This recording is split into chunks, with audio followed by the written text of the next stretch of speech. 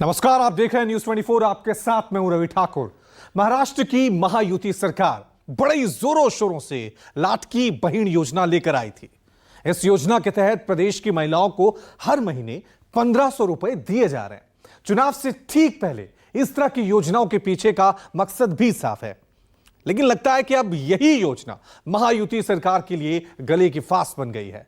केंद्रीय मंत्री नितिन गडकरी और एक बीजेपी विधायक के बयान से कम तो यही कहा जा सकता है, आखिरकार नितिन गडकरी और बीजेपी विधायक ने ऐसा क्या कह दिया कि महाराष्ट्र चुनाव से पहले मानो बीजेपी की सांस अटक गई है।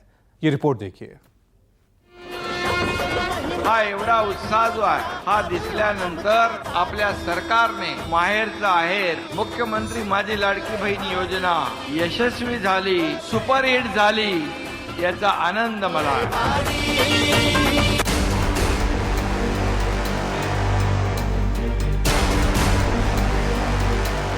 पैसा जनतेचा, यानी काहींच्या खिशातनं काही काढलेलं नाहीये।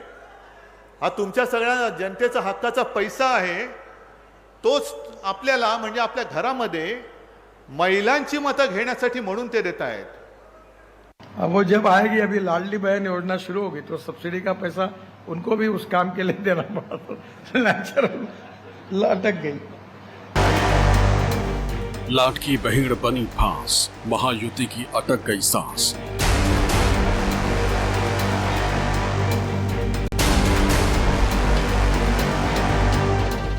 विधायक के बाद केंद्रीय मंत्री अपनी ही योजना में फंसी बीजेपी।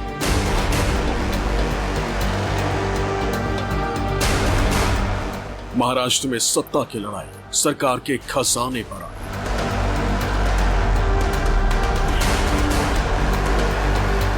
महाराष्ट्र, जहां इस वक्त महायुति यानी बीजेपी, शिवसेना और एनसीपी की साझा सरकार है। अब तक के समझौते के मुताबिक तीनों ही दल आने वाले विधानसभा चुनाव में साथ उतरने की तैयारी में भी हैं। प्रदेश की सत्ता पर अपना कब्जा बरकरार रखने के लिए तीनों ही दल यानी महायुति ने पूरी ताकत झोंक रखी। तीनों पार्टियां हर वो मुमकिन कोशिश कर रही जिससे सत्ता अपने पास बरकरार रहे। इसी कड़ी में महायुति सरकार की एक योजना इन दिनों काफी सुर्खियों में, और ये योजना है आधी आबादी यानी महिलाओं के लिए। नाम है मुख्यमंत्री माझी लाडकी बहन योजना। लाडका भाऊ केला आहे याचा मला खूप आनंद आहे, खूप समाधान आहे। बाळासाहेबांनी सांगितलं योजना। बीते अगस्त में महायुति सरकार ने बड़े जोर शोर से इस योजना की शुरुआत की थी। सीएम शिंदे से लेकर डिप्टी सीएम फडणवीस और अजित पवार तक इस योजना के प्रचार प्रसार में अपनी पूरी ताकत झोंके हुए। वैसे तो सरकार का दावा है कि उनकी इस योजना से प्रदेश की करोड़ों महिलाओं को फायदा होगा, लेकिन ये जनता भी जानती है कि चुनाव से ठीक पहले इस तरह की योजनाएं लाने के पीछे सरकार का असल मकसद क्या है। और अब तो सरकार में शामिल बीजेपी के कद्दावर नेता इस योजना के बहाने तंज कसने लगे। केंद्रीय मंत्री नितिन गडकरी को ही देख लीजिए। उन्होंने एक कार्यक्रम में उद्यमियों से कहा कि वो सरकारी सब्सिडी पर निर्भर न रहे, क्योंकि अब सरकार को लाडकी बहन जैसी योजनाओं पर भी खर्च करना है, जिसकी वजह से कईयों की सब्सिडी लटकी हुई। सब सरकार के भरोसे नहीं होता। मेरा तो मत है, कोई भी पार्टी की सरकार हो, सरकार को दूर रखो। सरकार ये विषकन्या होती है, जिसके साथ जाती है उसको डुबाती है। ये आप इनके लफड़े में पड़ो मत, जो सब्सिडी लेना है ले लो, पर ये कोई कब मिलेगी, कुछ मिलेगी, कोई भरोसा नहीं होता। अभी मेरे लड़के ने मुझे परसों, आपको 450 करोड़ सब्सिडी मिली है और पैसे जमा है टैक्स के, तो बोले कब मिलेगी। मैंने कहा भगवान से प्रार्थना कर, क्योंकि कोई भरोसा नहीं, मिलेगी क्या, मिल सकती है। अब वो जब आएगी, अभी लाडली बहन योजना शुरू होगी तो सब्सिडी का पैसा उनको भी उस काम के लिए देना पड़ा, तो नेचुरल अटक गई। अभी बीच में टेक्सटाइल वालों की इंडस्ट्री बंद पड़ी, उनकी पावर की सब्सिडी नहीं मिली, फिर टेक्सटाइल वाले बंद होने के कगार पर थे। रोज मुझे लोग मिलते हैं कि मैं ऐसी हालत में हूँ, कोई एनसीएलटी में जाना है, सब्सिडी नहीं मिली। तो प्रॉब्लम यही है कि हम हमारे भरोसे प्लान करें। बेबाकी से अपनी बात रखने के लिए जाने जाने वाले बीजेपी के दिग्गज नेता और मौजूदा केंद्रीय मंत्री नितिन गडकरी ने नागपुर में विदर्भ आर्थिक विकास परिषद की बैठक में ये बातें कही। गडकरी जिस कार्यक्रम में बोल रहे थे उसमें उद्योग जगत से जुड़े तमाम लोग मौजूद थे। ऐसे में जाहिर है कि उनके बयान के मतलब दूर तलक निकाले जाएंगे। दरअसल इसके केंद्र में महाराष्ट्र का बजट है। कुछ समय पहले ही महाराष्ट्र सरकार ने जब बजट पेश किया तब 2024-25 में 1,10,000 करोड़ के वित्तीय घाटे का अनुमान था, लेकिन इस वित्त वर्ष के कुछ ही महीने में यह वित्तीय घाटा बढ़कर 1,90,000 करोड़ हो गया। इसके लिए सबसे बड़ी जो जिम्मेदारी मानी जा रही है वो लोक लुभावन योजनाओं की मानी जा रही है, जिसमें सबसे बड़ी योजना है मुख्यमंत्री लाडली बहन योजना। इस अकेली योजना पर 46,000 करोड़ का भारी भरकम खर्च हो रहा है। जाहिर है सरकारी खजाने पर एक्स्ट्रा बोझ बढ़ेगा ही, लेकिन दिक्कत यह है कि चुनाव का सीजन है। अगले महीने प्रदेश में विधानसभा के चुनाव होने हैं। ऐसे में सत्ताधारी बीजेपी की ओर से भले ही अप्रत्यक्ष तौर पर फंड की कमी की बात कही जा रही हो, लेकिन विपक्ष भी खुलकर इस योजना के विरोध में नहीं बोल पा रहा। हालांकि नितिन गडकरी के बयान के बहाने महाविकास आघाड़ी के नेता महायुती सरकार पर निशाना जरूर साध रहे हैं। त्यांच्या सगळ्या म्हणजे 3 झाले, माननीय गडकरी साहेब, त्याच्यानंतर राज ठाकरेंचं वक्तव्य आणि इकॉनॉमिस्ट, असे 3 म्हणजे 2 सरकारच्या जवळचे आणि 1 न्यूट्रल, अशा सगळ्या तज्ज्ञ आणि नेत्यांच्याकडून वारंवार महाराष्ट्राची जी परिस्थिती आहे, महाराष्ट्राची इकॉनॉमी जी आहे ती अडचणीत आहे असं सातत्याने सरकारमध्ये असलेले लोक म्हणतात। जर सरकारमधले लोक म्हणत असतील की महाराष्ट्राची अर्थकारण आणि ही परिस्थिती अडचणीत आहे, तर ही अतिशय चिंतेची बाब आहे। लाडली बहन योजना है, ये फ्रॉड है। ये हम नहीं कहते, ये मोदी जी कहते हैं। इस प्रकार की जो योजनाएं होती है ये लूटमार की योजनाएं है, भ्रष्टाचार की योजना है। तो ये गडकरी साहब ने इस बारे में एक प्रस्ताव कैबिनेट में रखना चाहिए। वो सीनियर मंत्री है। जिस तरह से लाडली बहन योजना के नाम पर लूट चल रही है देश महाराष्ट्र में, खजाना में पैसा नहीं है, सब योजनाएं बंद हो गई, सब प्रोजेक्ट बंद हो गए। सरकारी जो कर्मचारी है उनको पगार देने के लिए पैसा नहीं है, शिक्षकों का पैसा, टीचर्स का पगार नहीं मिल रहा है, और सभी जो फंड्स है वो एक योजना की तरफ डाइवर्ट किया है। तो गडकरी साहब, आप महाराष्ट्र के भी नेता है, आप देश के भी नेता है, आप सीनियर कैबिनेट केंद्र के मंत्री है, तो आप इस बारे में जरा आवाज उठाइए दिल्ली में। महाराष्ट्र विकून यांना सत्ता पाहिजे, महाराष्ट्र गहाण ठेवून यांना सत्ता पाहिजे, महाराष्ट्र बर्बाद करून यांना सत्ता पाहिजे, हे याचं लक्षण आहे। म्हणून या योजना आहे। गडकरी साहेबांनी स्पष्टपणे सांगितलं आहे, नितीन गडकरीजीने, की या योजना महाराष्ट्राला कर्जबाजारी करून सोडतील। ते राजांनी कसं वागावं वगैरे सांगितलं, ते आता मी बोलणार नाही। गडकरी काही प्रमाणात सत्य बोलतात, पण किमान आपल्या देशाचे कॅबिनेट मंत्री बोलतो त्याची तरी थोडी लाज ठेवा, ते तरी थोडं तरी ऐका हे योजना आणत असताना। इतना ही नहीं, कांग्रेस का केंद्रीय नेतृत्व भी नितिन गडकरी के बयान के बहाने महायुति और बीजेपी सरकार पर निशाना साध रहा। कांग्रेस के महासचिव और संचार विभाग के इंचार्ज जयराम रमेश ने अपने एक्स पोस्ट में लिखा है, लोकसभा चुनावों में पूरे महाराष्ट्र में महायुति के उम्मीदवारों को मिली करारी हार के बाद खोखे सरकार के रणनीतिकार अपना भविष्य बचाने के लिए लाडकी बहन योजना लेकर आए। ये पूरी तरह से एक राजनीतिक चाल थी। इसे राज्य की अर्थव्यवस्था के संबंध में बिना किसी पूर्व विचार या चिंता के ही पेश कर दिया गया। अब वरिष्ठ केंद्रीय मंत्री नितिन गडकरी ने स्वीकार किया है कि महाराष्ट्र इतने वित्तीय संकटों से जूझ रहा है कि वो अन्य योजनाओं के लिए सब्सिडी का भुगतान नहीं कर सकता है। हालांकि ये कोई पहला मौका नहीं है जब नितिन गडकरी ने मुफ्तखोरी के खिलाफ परोक्ष आलोचना की।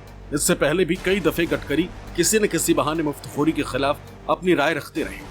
चूंकि सिर पर चुनाव है, बीजेपी को महाराष्ट्र में अपनी सत्ता बचाए रखने की चिंता है। ऐसे में जब गडकरी के बयान ने विपक्ष को मौका दिया तो सत्ता पक्ष को भी सामने आना पड़ा। महाविकास आघाड़ी के नेताओं के बयान पर पलटवार करना पड़ा। बघा, गडकरी साहेबांची एक बोलण्याची स्टाईल आहे। तुमच्या माहितीकरता सांगतो, उलट आजच आम्ही होमगार्डचे जे पैसे आहेत त्यांना जे भत्ते मिळत होते ते दुप्पट केले आणि महाराष्ट्रामध्ये आमच्या विरोधकांनी अशा प्रकारे संभ्रम पसरवण्याचा प्रयत्न केला, पण आम्ही बजेटमध्येच व्यवस्था केलेली आहे। ही योजना बजेटच्या बाहेरची नाही। बजेट मांडताना ती योजना आम्ही त्याच्यात टाकलेली आहे. जेवढ्या आमच्या योजना आहेत त्या योजना बजेटमध्येच आहेत. त्यामुळे पगाराकरता प्रॉब्लेम नाही, इतर योजनांकरताही प्रॉब्लेम नाही, विकासाकरताही प्रॉब्लेम नाही. हे सगळे पैसे वेगवेगळ्या प्रकारे ठेवलेले आहेत. आता विरोधकांच्या पोटात जरा जोरात दुखायला लागल्यामुळे ते रोज संभ्रम फैलवतात की आता हे बंद होणार, ते बंद. काही बंद होणार नाही, सगळं चालणार. अब सवाल उठता है कि गडकरी के इस बयान से आने वाले विधानसभा चुनाव पर क्या असर पड़ेगा। गडकरी अपने बिंदास बोल के लिए जाने जाते हैं, लेकिन चुनावी माहौल के बीच में गडकरी ने जो लाडली बहन योजना के बारे में बयान दिया है वो बीजेपी पे बैकफायर करेगा। गडकरी को इस समय थोड़ा सा नाप तोल करके बोलना चाहिए, क्योंकि लाडली बहन योजना चुनाव जीतने के लिए ही लाई गई है, ये विपक्ष पहले से ही आरोप लगा रहा है। अब विपक्ष को और बल मिल जाएगा, क्योंकि भाजपा के दिग्गज नेता नितिन गडकरी कह रहे हैं कि सरकार के पास फंड की कमी है, दूसरी सब्सिडी वो नहीं दे पा रहे हैं, इसलिए ये योजना चुनाव के बाद में चल पाएगी या नहीं चल पाएगी, इस पे संदेह है। विपक्ष पहले से ही इस योजना को लेकर के सवाल खड़ा कर रहा है कि ये चुनाव जीतने का एक जुमला है और चुनाव के बाद इसे बंद कर दिया जाएगा। ऐसे में गडकरी का यह बयान भाजपा के लिए बहुत ही मुश्किल साबित हो सकता है। लाडकी बहन योजना को लेकर केंद्रीय मंत्री नितिन गडकरी का बयान भले ही नए विवाद को जन्म देता हो, लेकिन इससे पहले से ही बीजेपी के एक विधायक के बयान ने महाराष्ट्र में महायुति की सांसें अटका रखी। इनसे मिले यह नागपुर के कामठी सीट से बीजेपी विधायक टेकचंद सावरकर। हाल ही में टेकचंद सावरकर ने एक रैली में ऐसा बयान दिया कि वो बीजेपी के लिए मानो गले की हड्डी बन गए। टेकचंद सावरकर की माने तो चुनाव की वजह से ही महायुति सरकार ये लाडकी बहन योजना लेकर आई। आप खुश नहीं? अभी हम काय के लिए इतना बड़ा ये भानगड़ काय के लिए किया, बताओ बरा, ईमानदारी से बताओ, अंतःकरण से ये इतनी बड़ी भानगड़ काय के लिए की कि जिस दिन तुम्हारे घर के सामने इलेक्शन की पेटी आएंगी तो मेरी ये लाडली बहना कमल को वोट देंगी। इसके लिए तो ये जुगाड़ किया हमने। ये सब सही बोलते, अपना झूठ बोले होंगे, मैं सही बोल रहा हूं। मेरी बात सही है क्या? नहीं तो बताने का ये, न करने का ये। हम क्या रामदेव बाबा के कार्यकर्ता है? साफ है कि चुनाव में लाडकी बहन योजना का पूरा फायदा महायुति में शामिल पार्टियां उठाना चाह रही हैं। इसके लिए कार्यकर्ताओं से लेकर विधायक, मंत्री, डिप्टी सीएम और मुख्यमंत्री तक पूरे दमखम के साथ मैदान में उतर चुके हैं और अपनी योजना की गाथा महिलाओं के सामने पेश करने में लगे हुए, ताकि महिलाओं का एक मुश्त वोट महायुति को मिल सके। आखिर क्या है ये मुख्यमंत्री माझी लाडकी बहन योजना और इस स्कीम के क्या है सियासी मायने? इस योजना के बहाने मौजूदा महायुति सरकार के captain Eknath Shinde, vice captain Devendra Fadnavis और अजीत पवार किस तरह आधी आबादी को साधने की कोशिश कर रहे हैं और कैसे महाविकास आघाड़ी की ओर से इस योजना के बहाने महायुति सरकार पे हमला किया जा रहा है, ये रिपोर्ट देखिए। लाडकी बहन योजना, जिसके दम पर महायुति को उम्मीद है कि वो सरकार में वापसी कर लेंगे। खुद मुख्यमंत्री एकनाथ शिंदे सार्वजनिक मंच से इस योजना का गुणगान कर रहे हैं। Commitment, commitment is commitment. एकदा शब्द दिला की तो आम्ही फिरवत नाही. आणि शब्द दिल्यानंतर ते काय कुठेतरी सिनेमात कोणतरी म्हणतो ना, एक बार कमिटमेंट करने के बाद फिर खुद की भी मैं सुनता नहीं. असं हे आपलं सरकार आहे, अशी महायुती आहे. बीजेपी के दिग्गज नेता और डिप्टी सीएम देवेंद्र फडणवीस इस योजना की तारीफ करते नहीं थकते। पण माझ्या बहिणींनो, तुम्हाला एक गोष्ट सांगतो, आमच्या मुख्यमंत्र्यांच्या उपस्थितीमध्ये जोपर्यंत तुमचा देवाभाऊ या ठिकाणी आहे, अरे हायकोर्टामध्ये मोठ्यात मोठा वकील उभा करू, आम्हाला या राखीची आण आहे. काही झालं तरी या योजनेवर स्थगिती येऊ देणार नाही. त्याकरता प्रयत्नांची शर्त करून आम्ही त्या ठिकाणी हायकोर्टामध्ये केस लढवू. पण भगिनींनो, यांची नियत समजून घ्या. आज कुठे बहिणींच्या खात्यामध्ये पैसे यायला लागले तर लगेच यांच्या पोटात दुखायला लागलं. पहिल्यांदा हे मुंबईच्या न्यायालयात गेले. मुंबईमध्ये न्यायालयाने त्यांची पिटिशन एंटरटेन केली नाही. आता नागपूरच्या न्यायालयामध्ये गेले. यांची नियत काय आहे हे आपण सगळ्यांनी समजून घेतलं पाहिजे. एनसीपी के मुखिया और डिप्टी सीएम अजीत पवार इस योजना को लोगों तक पहुंचाने के लिए खुद जनसम्मान यात्रा कर रहे हैं. आपल्याला सगळ्यांना सांगतो, हे शहाणे सांगतात ते चुनावी जुमला आहे. चुनावी जुमला वगैरे काय नाही. आम्ही शब्दाचे पक्के आहोत. तुम्हालाही माहिती आहे, मी पण 30-35 वर्ष राजकारण करतोय. एकदा शब्द दिला की आम्ही मागे हटत नाही. हे जे काही सुरू केलेले आमच्या बहिणींच्या करता, त्या सगळ्यांच्या योजना आम्ही चालवणारच आहोत. त्या चालूच राहतील. चुकीची माणसं आली की बंद पाडतील. त्याच्यामुळे कसं आणायचं का आणायचं ते बघा. कुल मिलाकर देखा जाए तो महायुति में शामिल तीनों दलों के प्रमुख नेता अपनी इस महत्वाकांक्षी योजना के जरिए लोगों तक पहुंचने की पूरी कोशिश कर रहे हैं. दरअसल कुछ महीने पहले ही महाराष्ट्र सरकार ने आम बजट पेश करते हुए मुख्यमंत्री माझी लाडकी बहन योजना 2024 की घोषणा की थी. इस योजना के जरिए सरकार ने महिलाओं को 1500 रुपए हर महीने और हर साल 3 एलपीजी गैस सिलेंडर मुफ्त देने का ऐलान किया.